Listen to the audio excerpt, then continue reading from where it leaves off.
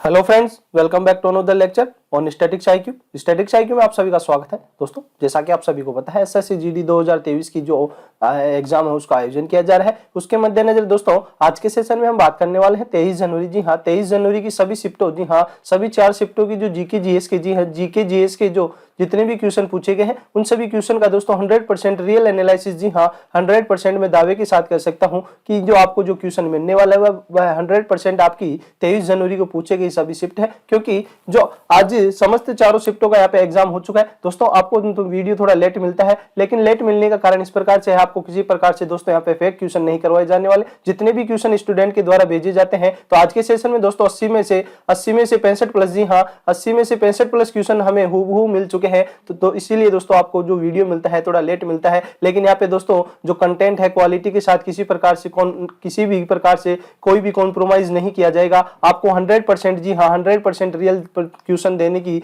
जो हमारी द्वारा पूरी कोशिश रहती है। तो दोस्तों यदि आज ही आप हमारे चैनल से जुड़े हैं तो चैनल को सब्सक्राइब करके बेल आइकन पे प्रेस कर दीजिएगा, ताकि इस प्रकार के समस्त वीडियो आपको सही समय से मिल सके। और जो आपने सपना देख रखा है 2023 में वर्दी पहनने का, वह सपना सही समय पे साकार हो सके। तो चलिए बिना समय खराब करते हुए आज के प्रथम क्वेश्चन की ओर प्रस्थान करते हैं। तो आज पहला क्वेश्चन पूछा गया है दोस्तों, हम यहाँ से बात करने वाले हैं जो पहले क्वेश्चन है वह प्रथम शिफ्ट में आए हुए क्वेश्चन होंगे, फिर सेकंड शिफ्ट के क्वेश्चन होंगे, फिर थर्ड शिफ्ट के होंगे और अंत में आपको फोर्थ शिफ्ट के क्वेश्चन मिलने वाले। तो वीडियो के अंत तक बने रहिएगा और एनालिसिस को देखिएगा दोस्तों। चलिए पहला क्वेश्चन पूछा गया था, बिरजू महाराज किस घराने से संबंधित है? तो जो बिरजू महाराज आप सभी जानते होंगे, जो मशहूर कथक नर्तक है, जी हाँ मशहूर कथक नर्तक है, आप सभी जानते होंगे, और ये लखनऊ घराना से संबंधित है। और यह क्वेश्चन आज पूछा गया है। अगले क्वेश्चन पर बात करते हैं, कुचिपुड़ी डांस का शुभारंभ किसकी याद में किया जाता है? तो जो कुचिपुड़ी डांस है वह 17वीं शताब्दी में वर्तमान कुचिपुड़ी शैली को सिद्धेंद्र योगी नामक एक वैष्णव कवि के द्वारा जो है शुभारंभ किया गया। और भरत मुनि का जो नाट्य शास्त्र है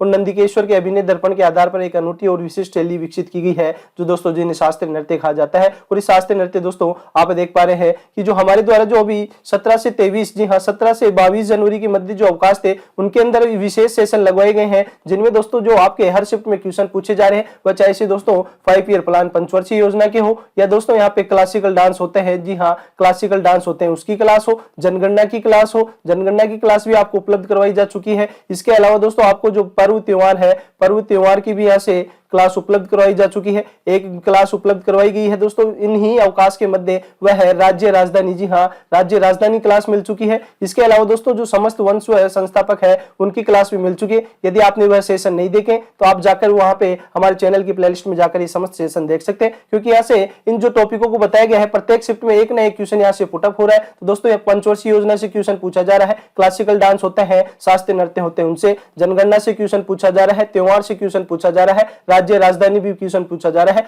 और दोस्तों अभी जो 23 जनवरी को है और 22 जनवरी को है, 22 जनवरी को एग्जाम नहीं थी, 23 जनवरी को दोस्तों एक अलग प्रकार का क्वेश्चन पूछा जा रहा है। वह है दोस्तों जो भी उपचुनाव हुए हैं, जी हाँ जितने भी स्टेट में उपचुनाव हुए हैं उन सभी उपचुनावों से दोस्तों क्वेश्चन पूछा जा रहा है। आज दोस्तों तीसरी और चौथी शिफ्ट में यहाँ से एक एक क्वेश्चन पूछा गया है, तो इसके बारे में भी यहाँ पे विस्तार से पढ़ने वाले, तो वीडियो के अंत तक बने रहिएगा। और दोस्तों ये समस्त टॉपिकों की आपने हमारे चैनल से प्लेलिस्ट से क्लास नहीं लिए तो यहाँ पे आप जाकर प्लेलिस्ट से जाकर क्लास ले सकते हैं। यहाँ से हर टॉपिक से एक क्वेश्चन क्यों यहाँ से पुटअप हो रहा है, तो दोस्तों आपको 1 2 3 4 5 6 और 7 दोस्तों, जी हाँ 7 नंबर यहाँ से आपके बिल्कुल कंफर्म होने वाले हैं कि आप इन जो टॉपिकों की क्लास लेते हैं। तो चलिए आगे बढ़ते हैं और अगले क्वेश्चन के बारे में बात करते हैं। प्रधानमंत्री कौशल विकास योजना कब शुरू की गई थी? तो दोस्तों आज योजना से क्वेश्चन पूछा गया है कि जो प्रधानमंत्री कौशल विकास योजना है यह कब शुरू की गई थी? तो इसकी शुरुआत होती है, जी हाँ जो प्रधानमंत्री कौशल विकास योजना होती है इसकी शुरुआत होती है 15 जुलाई 2015 से इसकी शुरुआत होती है। और इसका उद्देश्य क्या था? इसका उद्देश्य रखा गया था कि 2020 तक है ना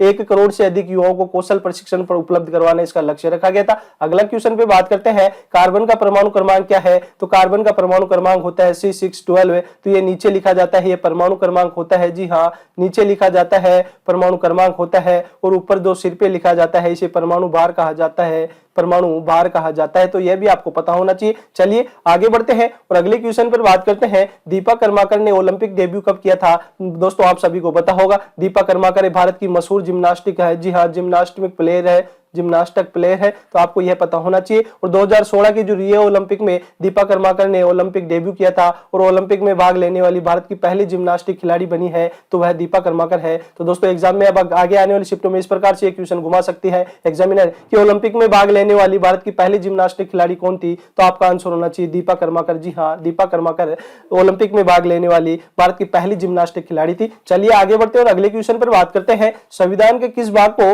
भारतीय संविधान की आत्मा कहा गया है और किसने कहा है, तो दोस्तों आप सभी को पता है, नाम आता है आर्टिकल 32। जी हाँ, आर्टिकल 32 को भारतीय संविधान की आत्मा कहा जाता है और यह किसे कहा है, जी हाँ, डॉक्टर भीमराव अंबेडकर। डॉक्टर भीमराव अंबेडकर ने संविधान की आत्मा कहा है, अंबेडकर ने संविधान की आत्मा कहा या दोस्तों इसे संविधान का हृदय भी कहा है। तो आर्टिकल 32 को दोस्तों डॉक्टर भीमराव अंबेडकर ने संविधान की आत्मा और संविधान का हृदय कहकर संबोधित किया था, तो यहां से आपका आंसर होना चाहिए था जो आर्टिकल 32। चलिए आगे बढ़ते हैं और अगले क्वेश्चन पर बात करते हैं। सबसे कम जनसंख्या वाला दूसरा राज्य कौन सा है, तो दोस्तों सबसे कम जनसंख्या वाला दूसरा राज्य पूछा गया है। जनसंख्या दोस्तों जो जनगणना है, दोस्तों आप देख पा रहे हैं जनगणना से क्वेश्चन पूछा गया है। तो जनगणना की दोस्तों क्लास आपके जो हमारे चैनल की प्लेलिस्ट में मिल जाएगी, वहां जाकर आप देख लीजिएगा। यहाँ से प्रत्येक शिफ्ट में दोस्तों 1 या 2 क्वेश्चन पुटअप होने, यदि आपको यह जो नंबर है कंफर्म करने हैं तो आपको वह क्लास देखनी ही होगी। सबसे कम जनसंख्या वाला दूसरे राज्य की बात करते हैं तो पहला राज्य तो आता है सिक्किम। जी हाँ, पहला राज्य आता है सिक्किम और जो दूसरा राज्य आता है वह मिजोरम है। जी हाँ, मिजोरम दूसरा राज्य आता है। सबसे कम जनसंख्या वाले राज्य में सिक्किम पहले स्थान पर है, मिजोरम दूसरे स्थान पर है, अरुणाचल प्रदेश तीसरे स्थान पर है और चौथे स्थान पर आता है गोवा। तो दोस्तों यहाँ से यह समस्त फैक्ट आपको पता होना चाहिए। अगले क्वेश्चन पर बात करते हैं। अरुणाचल प्रदेश में मनाया जाने वाला उत्सव तोरगिया कितने दिन तक चलता है, तो दोस्तों जो तोरगिया उत्सव है यह अरुणाचल प्रदेश में मनाया जाता है और ये दोस्तों जो कौन सी जनजाति के द्वारा मनाया जाता है, तो ये दोस्तों जो मोनपो जनजाति है। जी हाँ, मोनपो जनजाति है, मोनपो जनजाति के लोगों के द्वारा दोस्तों ये त्योहार मनाया जाता है और ये कितने दिन तक चलता है, तो ये दोस्तों 3 दिन तक ये त्योहार मनाया जाता है। तो यह क्वेश्चन आज पूछा गया है। अगले क्वेश्चन पर बात करते हैं। केरल का सबसे ऊंचा जलप्रपात कौन सा है, तो दोस्तों केरल का सबसे ऊंचा जलप्रपात है मीनमुत्ती जलप्रपात। जी हाँ, मीनमुत्ती जलप्रपात है जो केरल का सबसे ऊंचा जलप्रपात है। अगले क्वेश्चन पर बात करते हैं। बेंगलुरु टेक समिट का उद्घाटन किसने किया, तो जो बेंगलुरु टेक समिट का उद्घाटन है प्रधानमंत्री नरेंद्र मोदी ने। जी हाँ, प्रधानमंत्री नरेंद्र मोदी ने उद्घाटन किया और इस समारोह में जो फ्रांस के राष्ट्रपति है एमेनुअल मैक्रोन। जी हाँ, एमेनुअल मैक्रोन ने दोस्तों फ्रांस के राष्ट्रपति, संयुक्त अरब अमीरात के जो आर्टिफिशियल इंटेलिजेंस और डिजिटल अर्थव्यवस्था के जो राज्य मंत्री है उमर बिन सुल्तान अल ओल्मा भी शामिल थे। तो यह भी आपको पता होना चाहिए कि जो बेंगलुरु टेक समिट है इसका उद्घाटन नरेंद्र मोदी ने किया। यह क्वेश्चन पूछा जा चुका है। अब आगे आने शिफ्टों में क्वेश्चन पूछा जा सकता है कि इस जो टेक समिट हुआ इस समारोह में किस किस ने भाग लिया, तो दोस्तों जो फ्रांस के राष्ट्रपति है मैक्रोन उन्होंने, और संयुक्त अरब अमीरात के जो दोस्तों डिजिटल अर्थव्यवस्था के राज्य मंत्री है उमर बिन सुल्तान अल ओल्मा ने शामिल हुए। इसी के साथ एक क्वेश्चन और पूछा जा सकता है कि जो बेंगलुरु टेक समिट 2022 हुआ इसकी थीम क्या थी, तो इसकी थीम रखी गई है टेक फॉर नेक्स्ट जनरेशन। जी हाँ, टेक फॉर नेक्स्ट जनरेशन यह थीम रखी गई। तो दोस्तों 100% ये क्वेश्चन आपके आगे आने वाली शिफ्टों में छपने वाला, तो ये थीम भी यहाँ से कंफर्म करके जाइएगा। अगले क्वेश्चन पर बात करते हैं। भारतीय चुनाव आयोग कौन से चुनाव करवाता है, तो दोस्तों लगभग जो इलेक्शन कमीशन ऑफ इंडिया होती है इसके द्वारा भारत के सभी चुनाव करवाए जाते हैं। वह चाहे दोस्तों संसद में दोस्तों आप सभी को पता होगा राज्यसभा होगी या लोकसभा होगी या दोस्तों जो राज्यों के अंदर विधानसभा होती है। जी हाँ, विधानसभाओं के समस्त चुनाव भी यहाँ पे विधानसभा के समस्त चुनाव भी इलेक्शन कमीशन ऑफ इंडिया के द्वारा ही करवाए जाते हैं। तो ये समस्त फैक्ट आपको पता होना चाहिए। अगले क्वेश्चन पर बात करते हैं।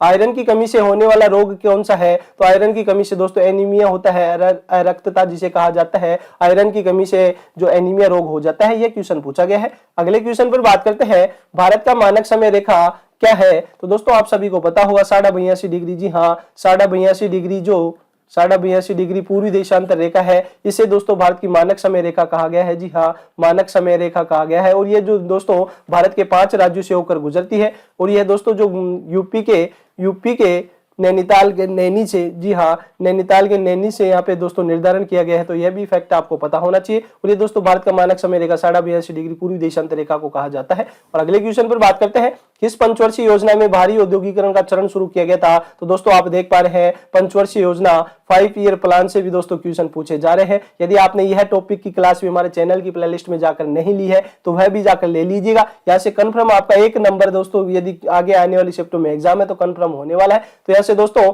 जो पहली जो पंचवर्षीय योजना होती है उसमें कृषि पे अधिक बल दिया जाता है और दूसरी दोस्तों जो पंचवर्षीय योजना है उसमें उद्योगीकरण, जी हाँ, भारी उद्योगीकरण के ऊपर बल दिया जाता है। तो दोस्तों इस प्रकार आप हमारे चैनल की प्लेलिस्ट में जाकर पंचवर्षीय योजना से जो सेशन लिया गया है वह देख सकते हैं और अपना 1 नंबर कंफर्म कर सकते हैं। अगले क्वेश्चन पर बात करते हैं। अगला क्वेश्चन है, मौर्य काल में जिसके पास जमीन ना होती थी उसे क्या कहा जाता था।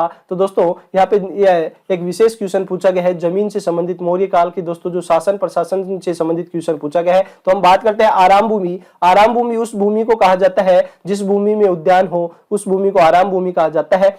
अकृष्ट भूमि किसे कहा जाता है, बिना जोती हुई भूमि को दोस्तों अकृष्ट भूमि कहा जाता है। और कृष्ट भूमि किसे कहा जाता है, जोती हुई भूमि को कृष्ट भूमि कहा जाता है। तो ये अन्य फैक्ट भी आपको पता होना चाहिए। अगले क्वेश्चन पर बात करते हैं, बंगाल के समाज सुधारक कौन थे जिनके प्रयासों से अंग्रेज सरकार ने विधवा पुनर्विवाह अधिनियम 1856 पारित किया। तो जो दोस्तों अंग्रेज सरकार में जो विधवा पुनर्विवाह अधिनियम पारित किया 1856 में, उसमें में दोस्तों बंगाल के समाज सुधारक थे ईश्वर चंद्र विद्यासागर, जिनके प्रयासों से दोस्तों यह जो 1856 में विधवा पुनर्विवाह अधिनियम लागू हुआ। अगले क्वेश्चन पर बात करते हैं। अगला क्वेश्चन है, नाट्य शास्त्र के रचयिता कौन है। तो नाट्य शास्त्र के रचयिता के बारे में क्वेश्चन पूछा गया है। तो नाट्य शास्त्र के रचयिता है दोस्तों भरत मुनि। जी हाँ, भरत मुनि है जो नाट्य शास्त्र के रचयिता है और ये दोस्तों संस्कृत में ही है उपन्यास लिखा गया है, यह भी आपको पता होना चाहिए। इसके अलावा दोस्तों आगे आने वाली शिफ्ट में इनसे क्वेश्चन पूछा जा सकता है कि अष्टध्यायी के लेखक कौन है। पाणिनि अष्टध्यायी के लेखक है। बुद्ध चरित्र के लेखक अश्वघोष है। मुद्रा राक्षस के लेखक विशाखदत्त है।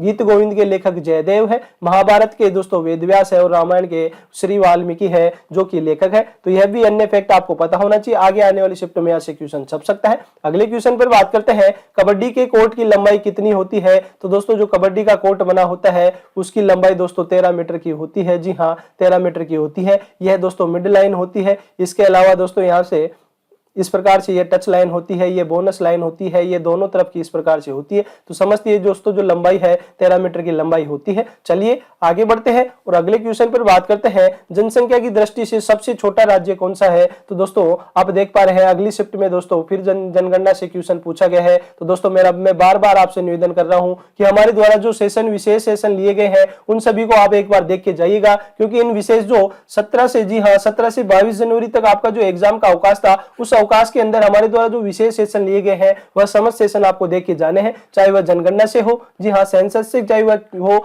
या इसके अलावा 5 ईयर प्लान पंचवर्षीय योजना से हो, वंश व संस्थापक से हो, राज्य व राजधानी से हो, या प्रमुख त्योहार व पर्व से हो, समस्त यहाँ से क्लास आपको देख के जानी है। यहाँ से दोस्तों मैं दावे के साथ कह सकता हूँ कि जो भी स्टूडेंट ये क्लास लेगा उसके दोस्तों जो आगे आने वाली शिफ्ट में यदि एग्जाम है तो वह दोस्तों अन्य स्टूडेंट से 5 या 6 नंबर अधिक प्राप्त करने वाला, मैं ये दावे के साथ कह सकता हूँ। और आप दोस्तों एनालिसिस में भी देख पा रहे हैं कि प्रत्येक शिफ्ट में वहां से क्वेश्चन पुटअप हो रहा है। तो दोस्तों मेरा आपसे बार बार यही निवेदन रहता है कि आप इन क्लासों को जाकर देखिएगा, क्योंकि यहाँ से आपके जो नंबर है इंक्रीज होने वाले हैं इन क्लासों को लेने के बाद। जनसंख्या की दृष्टि से सबसे छोटा राज्य है, तो सबसे छोटा राज्य सिक्किम आता है। फिर उसके बाद में दोस्तों जो मिजोरम आता है, आप सभी को पता है यह क्वेश्चन अभी पहली शिफ्ट में पूछा जा चुका है। महाराष्ट्र का मुख्यमंत्री कौन है। तो दोस्तों महाराष्ट्र में दोस्तों आप देख पा रहे हैं कि जो एकनाथ शिंदे है, जी हाँ एकनाथ शिंदे है जो शिवसेना से अलग होकर दोस्तों बीजेपी के समर्थन से यहाँ पे जो महाराष्ट्र के मुख्यमंत्री बनते हैं एकनाथ शिंदे है। अब दोस्तों आप देख पा रहे हैं कि जो राज्य और राजधानी राज्यपाल और यहाँ पे जो मुख्यमंत्री का सेशन लिया गया है वहां से भी दोस्तों क्वेश्चन पूछा गया है। तो आप देख पा रहे हैं आगे आने वाली शिफ्ट में वह सेशन आपके लिए काफी महत्वपूर्ण होने वाला है। चलिए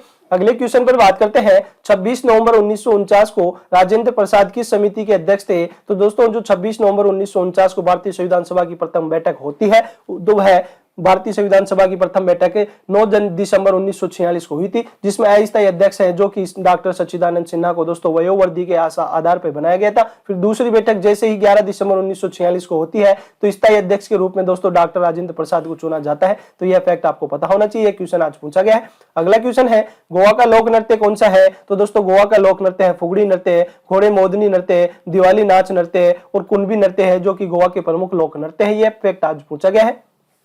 अगले क्वेश्चन पर बात करते हैं, बिहार विधानसभा उपचुनाव में 2022 में गोपालगंज सीट से विजेता कौन थे। तो गोपालगंज सीट से जो विजेता है वह कुसुम देवी थी। जी हाँ कुसुम देवी भारतीय जनता पार्टी से विजयी रहती है। तो दोस्तों हम यहाँ पे बात करने वाले हैं, अब यहाँ से उपचुनाव से क्वेश्चन पूछा जा रहा है, तो आगे आने वाली शिफ्टों में दोस्तों एक क्वेश्चन पूछा जा रहा है। तो अभी जो इसके दोस्तों 2022 में जितने भी स्टेट में उपचुनाव है उनमें जो क्वेश्चन पूछे जा सकते हैं उनके बारे में बात करने वाले हैं। तो चलिए आगे बढ़ते हैं और बात करते हैं सबसे बड़ा लिखित संविधान किस देश का है। तो सबसे बड़ा लिखित संविधान दोस्तों अपने इंडिया गया। जी हाँ, अपने भारत का सबसे बड़ा लिखित संविधान है। और बात करते हैं शब्दों के आधार पर, जो संविधान का सबसे छोटा लिखित संविधान कौन से देश का है, तो मोनाको। जी हाँ, मोनाको देश का संविधान शब्दों के आधार पर सबसे कम शब्दों में लिखा गया है। आगे बढ़ते हैं और बात करते हैं अगले क्वेश्चन पर, चरक किससे संबंधित है। तो दोस्तों आप जानते हैं कि चरक है वह चिकित्सा शास्त्र के जनक भी इन्हें कहा जाता है। और दोस्तों यह चिकित्सा या आयुर्वेद से संबंधित है, आप सभी को पता होना चाहिए। अगला क्वेश्चन पूछा गया है, परमाणु त्रिज्या क्या होती है। तो परमाणु त्रिज्या क्या होती है, इस प्रकार से क्वेश्चन पूछा गया है।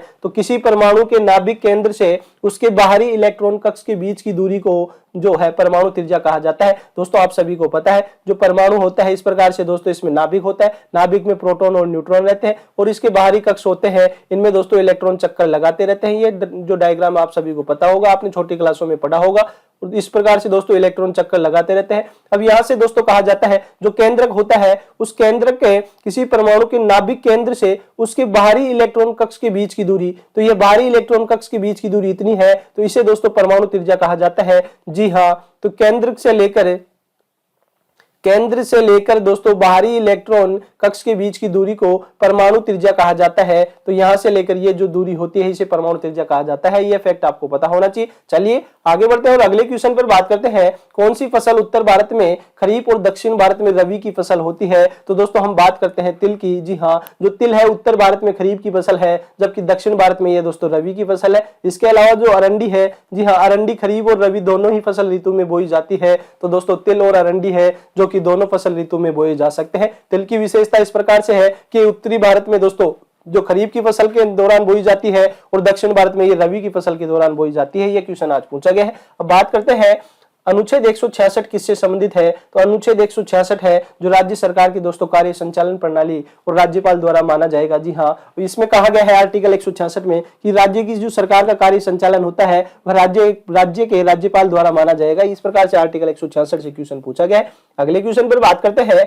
अगला क्वेश्चन पूछा गया है, मीराबाई चानू ने 2021 में कौन सा पदक जीता था। तो दोस्तों जो टोक्यो ओलंपिक होते हैं 2021 के थे, लेकिन यहाँ पे 22 में इसका आयोजन किया जाता है। और टोक्यो ओलंपिक 2020 में मेडल लाने वाली प्रथम खिलाड़ी थी और ये 49 केजी, जी हाँ 49 केजी में दोस्तों भारोत्तोलन में रजत पदक जीता था। तो यह फैक्ट आपको पता होना चाहिए। अगला क्वेश्चन पूछा गया है, उत्तर भारत में मई जून महीने में चलने वाली गर्म हवाएं क्या कहलाती है। तो ये दोस्तों जो लू होता है, लू होती है वह मई जून में दोस्तों जो राजस्थान या उत्तर भारत में दोस्तों जो काफी गर्म हवाएं चलती है उन्हें लू कहा जाता है। तो यहां से आपका आंसर होना चाहिए था लू। चलिए बात करते हैं अगले क्वेश्चन पर, वेम्पति चिन्ना सत्यम किस शास्त्रीय नर्तक है। तो जो वेम्पति चिन्ना सत्यम है वह कुचिपुड़ी के, जी हाँ, कुचिपुड़ी नृत्य के नर्तक है। और दोस्तों इनके अलावा बात करते हैं प्रमुख शास्त्रीय नृत्यों के नर्तक, तो उनमें आता है रुक्मणी देवी अरुंडेल जो कि भरतनाट्यम से संबंधित है, पंडित बिरजू महाराज जो कि कथक से संबंधित है। दोस्तों जो हमारे द्वारा शास्त्रीय नृत्य की क्लास ली गई है उसमें दोस्तों प्रत्येक जो पर्टिकुलर डांस है, भारत के 8 शास्त्रीय नृत्य है। दोस्तों नवीनतम शास्त्रीय नृत्य कौन सा है। और दोस्तों जो प्रमुख जो ये 8 नृत्य है इन सभी के दोस्तों जो प्रमुख जितने भी यहाँ पे नर्तक है उनसे क्वेश्चन पूछा जा चुका है। वह चाहे एसएससी सीजीएल में दोस्तों अभी हाल ही में दिसंबर में एग्जाम हुई है, या दोस्तों अभी जो जीडी में क्वेश्चन पूछेंगे सभी समाहित किए गए हैं। तो आप दोस्तों हमारे चैनल की प्लेलिस्ट में जाकर शास्त्रीय नृत्य की जो है सेशन भी ले सकते हैं। अगला क्वेश्चन है, सेबी के वर्तमान अध्यक्ष कौन है। तो दोस्तों जो सेबी है, सेबी की वर्तमान अध्यक्ष अभी हाल ही में दोस्तों जो बनाई गई है वह माधवीपुरी बुच है। जी हाँ, माधवीपुरी बुच को सेबी की वर्तमान अभी अध्यक्ष बनाए गए हैं। माधवीपुरी बुच को सेबी की वर्तमान अध्यक्ष बनाया गया है और यह सेबी की प्रथम महिला अध्यक्ष है। जी हाँ, जो यह है सेबी की प्रथम महिला अध्यक्ष है। तो दोस्तों यहां से यह क्वेश्चन पूछा गया। अब दोस्तों एक क्वेश्चन और पूछा जा सकता है कि सेल की प्रथम महिला अध्यक्ष कौन है। तो सेल की प्रथम महिला अध्यक्ष है शोभा मंडल। जी हाँ, सेल की शोभा मंडल है जो कि पहली महिला अध्यक्ष बनी है। यह भी क्वेश्चन आगे आने वाली शिफ्टों में छप सकता है। अगले क्वेश्चन पर बात करते हैं, वाक्य एवं अभिव्यक्ति का अधिकार भारत के संविधान के किस अनुच्छेद में निहित है। तो दोस्तों बात करते हैं आर्टिकल 19। आर्टिकल 19 में दोस्तों अन्य जो अनुच्छेद है, सब अनुच्छेद है, उनमें दोस्तों वाक्य एवं अभिव्यक्तियों का अधिकार है। 19A है, 2 है, 3 है, इस प्रकार दोस्तों अनेक अभिव्यक्तियों दोस्तों यहाँ पे जो प्राप्त की गई है। फिर बात करते हैं अगले क्वेश्चन पर, भारत में सर्वप्रथम जूट मिल कहाँ स्थापित की गई थी। तो जूट मिल दोस्तों जो स्थापित की गई थी वह पश्चिम बंगाल में स्थापित की गई थी। जी हाँ, कलकत्ता में जो हुगली नदी है उसके किनारे पर जो रिसरा शहर है, जी हाँ, रिसरा शहर में पश्चिम बंगाल में दोस्तों जो भारत की पहली जूट मिल स्थापित की गई थी। यह क्वेश्चन पूछा गया है। अगले क्वेश्चन पर बात करते हैं, किस चीज के 1 ग्राम सॉरी दोस्तों किस वस्तु के 1 ग्राम, जी हाँ, 1 ग्राम से 4 किलो कैलोरी, जी हाँ, 4 किलो कैलोरी यहाँ पे ऊर्जा प्राप्त होती है? तो दोस्तों आप सभी को पता है कार्बोहाइड्रेट। जी हाँ, कार्बोहाइड्रेट से एक कार्बोहाइड्रेट के 1 ग्राम से 4 किलो कैलोरी, यहाँ पे 4 कैलोरी ऊर्जा प्राप्त होती है। अगला क्वेश्चन पूछा गया है आधुनिक आवर्त सारणी में तत्वों की कुल संख्या कितनी है? तो आधुनिक आवर्त सारणी में दोस्तों जो ज्ञात तत्व है 118 तत्व है। और दोस्तों जो बात करते हैं मेंडलीव की आवर्त सारणी, तो मेंडलीव की आवर्त सारणी में 63 तत्व थे। आधुनिक आवर्त सारणी में दोस्तों जो आवर्तों की संख्या है 7 है। और यहाँ पे वर्ग व समूह कहा जाते हैं, उनकी संख्या 18 है। यह क्वेश्चन भी, यह फैक्ट भी आपको पता होना चाहिए। अगले क्वेश्चन पर बात करते हैं कबड्डी में एक पक्ष में कितने खिलाड़ी होते हैं? तो दोस्तों कबड्डी में वैसे तो एक टीम में दोस्तों 12 खिलाड़ी होते हैं, लेकिन 5 खिलाड़ी रिजर्व रखे जाते हैं। और जो मैदान में मैट पे खिलाड़ी होते हैं वह 7 खिलाड़ी एक पक्ष से होते हैं। तो यह फैक्ट आपको पता होना चाहिए। अब बात करते हैं राष्ट्रीय टेबल टेनिस 2022 प्रतियोगिता का आयोजन कहां किया गया है? तो जो राष्ट्रीय टेबल टेनिस 2022 प्रतियोगिता का उद्घाटन है वह मेघालय में किया गया है। अगले क्वेश्चन पर बात करते हैं वर्ष 2022 के अनुसार भारत विश्व में जनसंख्या के हिसाब से कौन से नंबर का देश है? तो दोस्तों 2022 के अनुसार भारत है जो पहले स्थान पे आता है चीन, और दूसरे स्थान पर आता है जी हाँ अपना इंडिया। अपना भारत है जो जनसंख्या में दूसरे स्थान पर आता है। क्षेत्रफल में दोस्तों आप सभी को पता है भारत का स्थान 7वां है। और बात करते हैं अगले क्वेश्चन पर किस राज्य की तटीय सीमा रेखा सबसे छोटी है? तो किस राज्य की तटीय सीमा रेखा सबसे छोटी है? तो सबसे पहले बात करते हैं भारत के 9 राज्य ऐसे हैं जो तटीय सीमा बनाते हैं। जी हाँ, तटीय सीमा बनाते हैं। यह फैक्ट भी आपको पता होना चाहिए कि भारत के दोस्तों जो 28 राज्य और 8 केंद्र शासित प्रदेश हैं, इनमें से दोस्तों हम बात करते हैं 28 राज्यों में से 9 राज्य ऐसे हैं जो तटीय सीमा बनाते हैं। सर्वाधिक लंबी जो तटीय सीमा बनाता है वह गुजरात है, और सबसे छोटी, जी हाँ, सबसे छोटी सीमा बनाता है वह गोवा है। गोवा दोस्तों 118 किलोमीटर, जी हाँ 118 किलोमीटर की सीमा ही मात्र बनाता है। यह क्वेश्चन आज पूछा गया है। चलिए अगले क्वेश्चन पर बात करते हैं चूपहाट किस राज्य का लोक नृत्य है? जो चूपहाट है यह सिक्किम का एक सुंदर लोक नृत्य है। और ये जो चूपहाट लोक नृत्य है यह लेप्चा जनजाति, जी हाँ लेप्चा जनजाति के द्वारा किया जाता है। तो दोस्तों आपको यह भी फैक्ट यहाँ से पता होना चाहिए कि लेप्चा जनजाति किस राज्य में पाई जाती है? तो लेप्चा जनजाति सिक्किम राज्य में पाई जाती है। और ये दोस्तों जो चूपहाट त्योहार है लेप्चा जनजाति के द्वारा दोस्तों जो नृत्य किया जाता है। और ये दोस्तों जो लाहबसोल उत्सव है, जी हाँ लाहबसोल उत्सव में दोस्तों यह नृत्य किया जाता है। तो दोस्तों यह जो उत्सव है यह भी आपको पता होना चाहिए। आगे आने वाली शिफ्ट में यहाँ से क्वेश्चन छप सकता है कि लाहबसोल उत्सव किस राज्य का उत्सव है? तो सिक्किम का उत्सव लाहबसोल उत्सव है। फिर बात करते हैं अगले क्वेश्चन पर शिल्पाधिकारम की रचना किस वर्ष की गई थी? तो दोस्तों बात करते हैं शिल्पाधिकारम, यह एक तमिल महाकाव्य है। जी हाँ एक प्रसिद्ध तमिल महाकाव्य है। तो यह भी आपको पता होना चाहिए जो शिल्पाधिकारम है ये कौन सा महाकाव्य है? तो तमिल महाकाव्य है। और इसकी जो रचना की जाती है दोस्तों, इसकी रचना 1800 वर्ष पूर्व की जाती है। और दोस्तों किसने की थी? जो इलांगो, जी हाँ इलांगो आदिगल के द्वारा इसकी रचना की जाती है। इलांगो आदिगल के द्वारा इसकी रचना की जाती है। तो समस्त फैक्ट यहाँ से आपको पता होना चाहिए। आगे बढ़ते हैं और अगले क्वेश्चन पर बात करते हैं इनमें से कौन सी नृत्यांगना कथक नृत्य से संबंधित है? तो दोस्तों आपने देखा कि नृत्य को नृत्यांगना और शास्त्रीय नृत्य से हर शिफ्ट में क्वेश्चन पूछे जा रहे हैं। तो दोस्तों मेरा एक बार फिर से आप सबसे निवेदन है कि जो आपने हमारे द्वारा ली गई शास्त्रीय नृत्य की क्लास नहीं ली है तो आप हमारे चैनल की प्लेलिस्ट में जाकर देख सकते हैं और अपना 1 नंबर कंफर्म कर सकते हैं। फिर बात करते हैं जो कि शोभना नारायण है जो एक प्रसिद्ध कथक नर्तक है, और शोभना नारायण के गुरु का नाम क्या था? इस प्रकार भी क्वेश्चन पूछा जा सकता है। तो इनके गुरु थे पंडित बिरजू महाराज। जी हाँ पंडित बिरजू महाराज इनके गुरु थे। शोभना नारायण को जो पद्मश्री पुरस्कार 1992 में दिया गया, 1999 में संगीत नाटक अकादमी पुरस्कार दिया गया, और दिल्ली सरकार के द्वारा और परिषद सम्मान दिया गया, और बिहार गौरव दोस्तों इन्हें 1985 में सम्मानित किया गया था। तो इनके द्वारा जो पुरस्कार प्राप्त किए गए वह भी आपको पता होना चाहिए। अब बात करते हैं अगले इंपॉर्टेंट क्वेश्चन पर हरित क्रांति के दौरान किसानों ने कौन से बीजों का प्रयोग किया था? तो हरित क्रांति के दौरान दोस्तों बात करते हैं भारतीय कृषि अनुसंधान परिषद ICAR द्वारा उच्च उपज देने वाले बीज मुख्य रूप से चाहे गेहूं, चावल, बाजरा और मक्का के बीजों की नई किस्मों का विकास किया गया था। अगले क्वेश्चन पर बात करते हैं मकर संक्रांति के पर्व को सिंधी लोग क्या कहते हैं? दोस्तों जो मकर संक्रांति त्योहार है वह अलग अलग हिस्सों में अलग अलग नामों से जाना जाता है। तमिलनाडु में इसे पोंगल कहा जाता है, सिंधी लोग इसे तोरामोरी कहते हैं, और गुजरात और उत्तराखंड में दोस्तों इसका नाम उत्तरायण है। हरियाणा हिमाचल प्रदेश में मांगी कहा जाता है। असम में भोगली बिहू के नाम से दोस्तों मकर संक्रांति का पर्व मनाया जाता है। कश्मीर घाटी में इसे शिशु संक्रांत कहा जाता है। उत्तर प्रदेश और पश्चिम बिहार में यह उत्सव खिचड़ी पर्व के नाम से मनाया जाता है। तो दोस्तों यह जो फैक्ट है आगे आने वाली शिफ्ट में 100% किसी ना किसी शिफ्ट में छपने वाला है। तो यह फैक्ट यहां से आप कंफर्म करके जाइएगा। अगले क्वेश्चन पर बात करते हैं जनसंख्या की दृष्टि से भारत का विश्व में स्थान कौन सा है? तो दोस्तों यह क्वेश्चन रिपीटेड क्वेश्चन है कि कि जनसंख्या की दृष्टि से भारत का विश्व में स्थान है, जनसंख्या की दृष्टि से दूसरा है, और क्षेत्रफल की दृष्टि से बात करते हैं तो क्षेत्रफल की दृष्टि से भारत का स्थान 7वां आता है। अगले क्वेश्चन पर बात करते हैं, इनमें से कौन सा हिंद महासागर का विस्तार है। तो दोस्तों आप देख पा रहे हैं हिंद महासागर की जो स्थिति है इस प्रकार से है, ये अपने भारत का दक्षिणी हिस्सा है। इधर दोस्तों जो आता है अरब सागर आता है, इधर बे ऑफ बंगाल, बंगाल की खाड़ी आती है, और ये दोस्तों जो एम आकार की स्थिति में, जी हाँ, जो यह है एम आकार की स्थिति में जो विस्तार है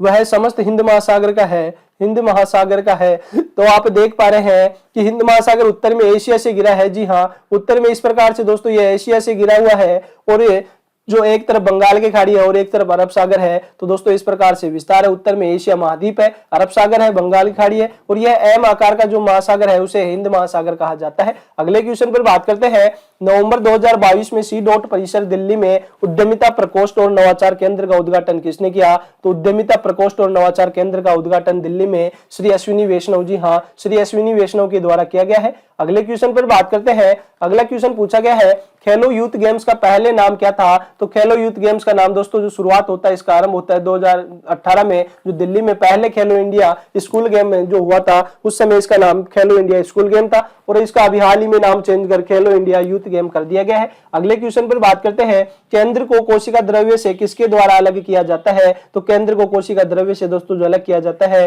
केंद्रक झिल्ली के द्वारा अलग किया जाता है। अगले क्वेश्चन पर बात करते हैं, संसद का सदस्य बनने के लिए न्यूनतम उम्र कितनी होनी चाहिए। तो दोस्तों संसद का सदस्य बनने के लिए तो हम बात करते हैं, संसद में आता है राज्यसभा, संसद में आती है राज्यसभा, एक आती है लोकसभा। तो इन सभी में दोस्तों जाने के लिए जो योग्यता रखी गई, उम्र का क्राइटेरिया रखा गया है, तो वह राज्यसभा की सदस्य नामित होने के लिए 30 वर्ष की आयु रखी गई है, और यहाँ पे जो लोकसभा में सदस्य होने के लिए 25 वर्ष की आयु रखी गई है। जी हाँ, 25 वर्ष की आयु लोकसभा के लिए रखी गई है, राज्यसभा के लिए 30 वर्ष की आयु रखी गई है। अगले क्वेश्चन पर बात करते हैं, तो यह है लोकसभा उपचुनाव। जी हाँ, लोकसभा उपचुनाव 2022 में जिन भी स्टेट में है उनके बारे में बात करने वाले हैं। तो दोस्तों यह क्वेश्चन पूछा जा चुका है कि जो आसनसोल पश्चिम बंगाल से किसने जीत दर्ज की है उपचुनाव में। तो आसनसोल पश्चिम बंगाल से शत्रुघ्न सिन्हा ने, जी हाँ, शत्रुघ्न सिन्हा ने जीत दर्ज की है। अब बात करते हैं संगरूर पंजाब से, संगरूर पंजाब से दोस्तों सिमरजीत सिंह मान ने यहाँ पे जीत दर्ज की है।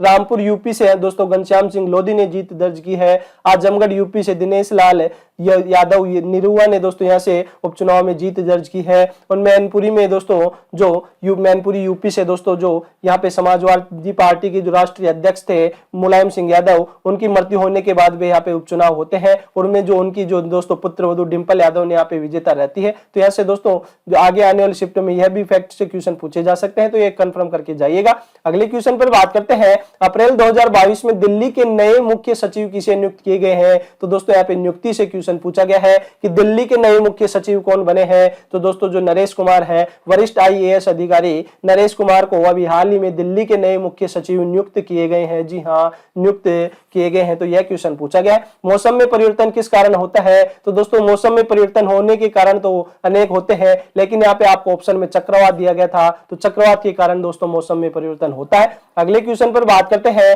राष्ट्रपति से संबंधित अनुच्छेद कौन कौन से हैं। तो दोस्तों बात करते हैं राष्ट्रपति, तो राष्ट्रपति के दोस्तों जो आर्टिकल आते हैं या अनुच्छेद होते हैं वह होता है आर्टिकल 52 में दोस्तों राष्ट्रपति के पद का प्रावधान किया गया है। 52 से लेकर आर्टिकल 52 से लेकर 62 तक, जी हाँ, आर्टिकल 52 से लेकर 62 तक राष्ट्रपति के बारे में बताया गया है। तो यहाँ से आप सभी को यह पता होना चाहिए, राष्ट्रपति का पद है जो आर्टिकल 52 में है। इसके अलावा जो अन्य शक्तियां हैं या उनकी पावर है वह आर्टिकल 52 से 62 तक इनकी नियुक्ति, शपथ वपथ सबके बारे में यहाँ पे दिया गया है। फिर बात करते हैं संगीत नाटक अकादमी के अनुसार भारत के कितने शास्त्रीय नृत्य हैं। देख लीजिएगा दोस्तों, शास्त्रीय नृत्य से क्वेश्चन फिर रिपीट हो रहा है। भारत में जो शास्त्रीय नृत्य है संगीत नाटक अकादमी के अनुसार 8 शास्त्रीय नृत्य हैं। भरतनाट्यम तमिलनाडु से है, कथक उत्तर पश्चिम और मध्य भारत से है, कथकली केरल का शास्त्रीय नृत्य है, कुचिपुड़ी आंध्र प्रदेश का, ओडिसी ओडिशा का, मणिपुरी मणिपुर का, मोहिनीअट्टम केरल का, और सत्रिया नृत्य है जो कि असम का है। अब दोस्तों आप सभी कमेंट बॉक्स में कमेंट करके बताने वाले हैं भारत का सबसे नवीनतम शास्त्रीय नृत्य कौन सा है। जी हाँ,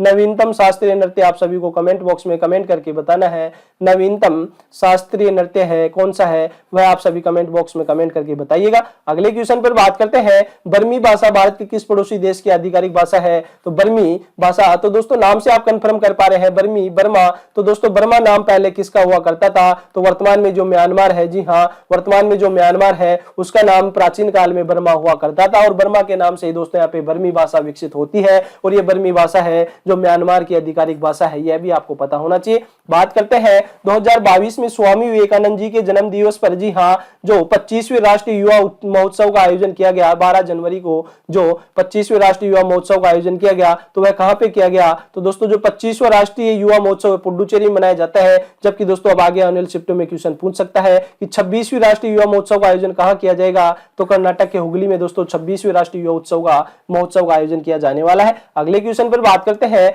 ड्री उत्सव कहां मनाया जाता है? तो ड्री उत्सव है दोस्तों यह अरुणाचल प्रदेश, जी हाँ, अरुणाचल प्रदेश का एक प्रमुख त्योहार है, अरुणाचल प्रदेश का एक लोकप्रिय त्योहार है और यह दोस्तों किस जनजाति के द्वारा मनाया जाता है? तो अरुणाचल प्रदेश में आपातानी, जी हाँ, आपातानी जनजाति के द्वारा यह त्योहार मनाया जाता है। आपातानी जनजाति के द्वारा यह एक त्योहार है और यह दोस्तों इस जनजाति का एक कृषि त्योहार है और यह दोस्तों हर वर्ष 5 जुलाई को, जी हाँ, 5 जुलाई को यह त्योहार मनाया जाता है। यह फैक्ट भी आपको पता होना चाहिए। अगले क्वेश्चन पर बात करते हैं, भगवान महावीर ने कितने वर्ष की आयु में घर छोड़ दिया था? तो जो भगवान महावीर है दोस्तों, इन्होंने अपनी 30 वर्ष की उम्र में, जी हाँ, 30 वर्ष की आयु में घर छोड़ दिया था और 12 वर्ष तपस्या करने के बाद दोस्तों इन्हें 42 वर्ष की आयु में इन्हें महाज्ञान की प्राप्ति होती है। जी हाँ, उम्र के दोस्तों 42 वर्ष बाद ज्ञान की प्राप्ति होती है, जबकि दोस्तों गृह त्याग के 12 वर्ष तपस्या के बाद इन्हें ज्ञान की प्राप्ति होती है। और ये जो महावीर है, भगवान महावीर, ये जैन धर्म के 24वें तीर्थंकर थे, यह भी आपको पता होना चाहिए। बात करते हैं अगले क्वेश्चन पर,